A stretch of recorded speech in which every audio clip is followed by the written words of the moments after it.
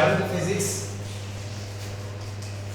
இன்னைக்கு பார்க்கக்கூடிய டாபிக் என்ன அப்படின்னு பார்த்தீங்கன்னா டைமென்ஷனல் ஃபார்முலா. தமிழில் வந்து பரிமாண வாய்ப்பாடுன்னு சொல்லுவாங்க. இப்போ S is equal to QD plus 1/2 AD². இது வந்து கைனமெட்டிக் ஈக்குவேஷன், ஈக்குவல் சமன்பாடு அப்படின்னு சொல்லுவாங்க. இப்போ வந்து பார்த்தீங்கன்னா இதுக்கு டைமென்ஷன் ஃபார்முலா கரெக்டாக இன்கரெக்டாக கண்டுபிடிக்கணும். இப்போ S அப்படின்னா டிஸ்பிளேஸ்மெண்ட், எஸ்னா டிஸ்பிளேஸ்மெண்ட், U அப்படின்னா இனிஷியல் வெலாசிட்டி, இனிஷியல் அப்படின்னா தொடக்கம், A ஆக்ஸலரேஷன்.